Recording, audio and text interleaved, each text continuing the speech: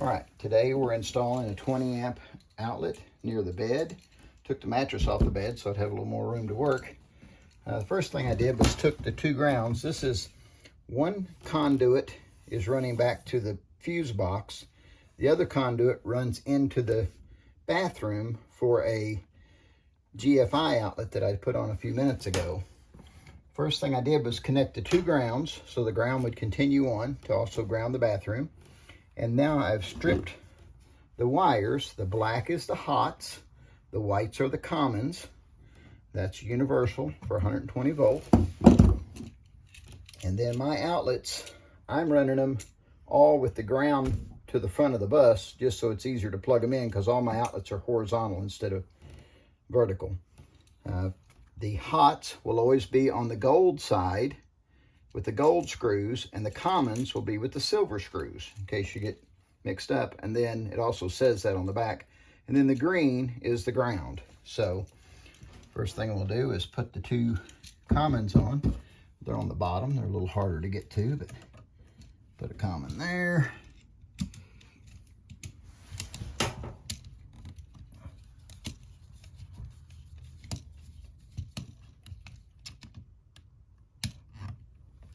We're going to put a common back here. Hot's trying to get in the common spot. That's not good.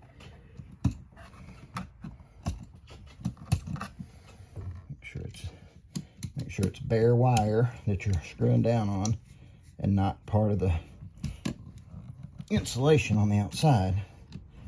Okay, so there the bottom two are in. Now we're going to put a little hook on this ground so that it has a better way of holding in there. Just like that. Tighten him up. I have the hook going backwards, but should still work if I can keep it in there. Typically you want the hook going the direction you twist it so that it doesn't try to unhook as you twist it. So those are in there. Now we're going to put the hots up here in the top. Push them in there. Tighten those down. The other one in there. Tighten it down.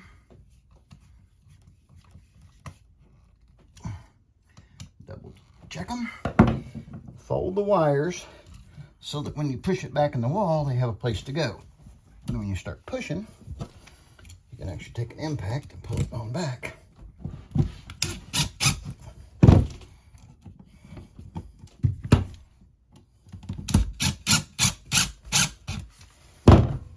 I'll have to push it a little bit also, where the impact's not doing all the work.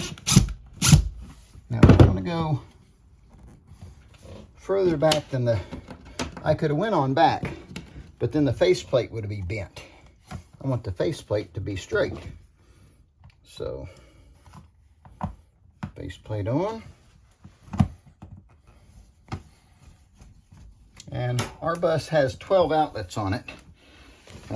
12 doubles, so 24 outlets. But anyway, 12 of these outlet boxes. I think that's a lot for a 35-foot bus, but at least we'll have plenty of power. Anyway, that's how you do it.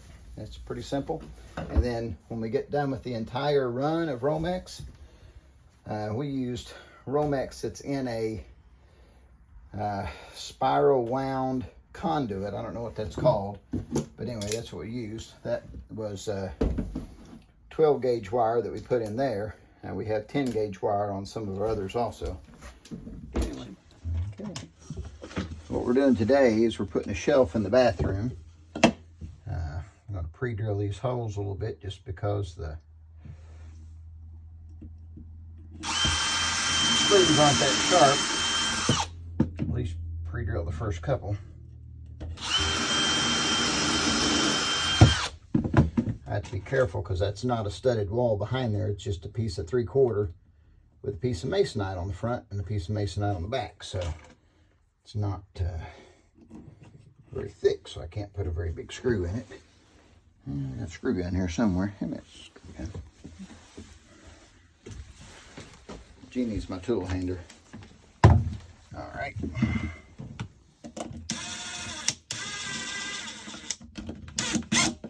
There's one of them. By the way, to make the shelf level, I actually have the pattern for these blocks are level all the way around. So it makes it very easy to make the shelf level.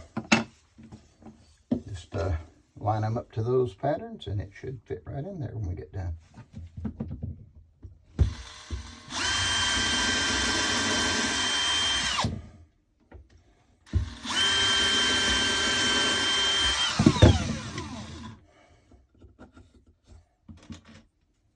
These are 1 5/8" screws.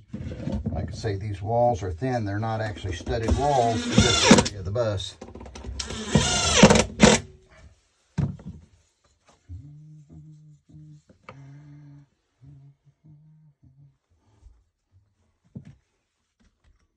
If they put music to this, it'll drown out my humming.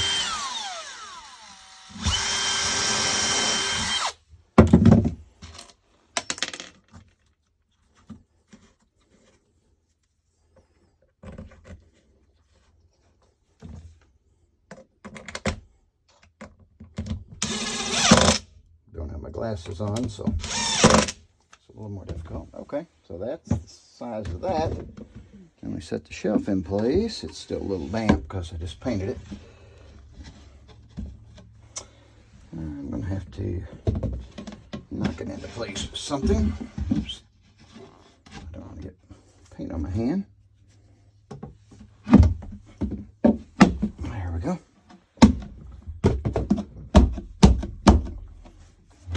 Like so. It is touching, so I'm going to pre-drill these holes just so that split out my boards.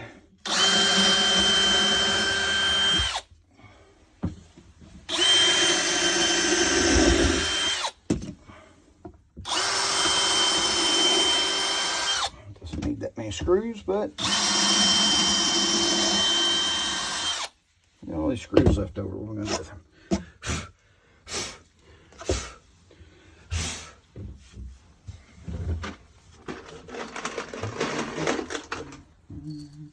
Using number 8x2s to hold it down. It doesn't need that many or that big of a screw, but that's what we have left over. We have plenty of them, so.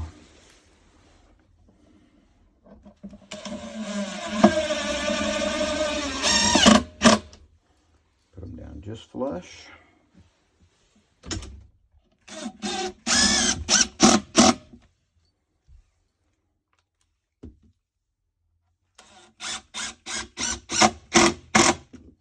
The shelf is basically to hold the hair dryer, toothbrushes, and a basket of stuff like that.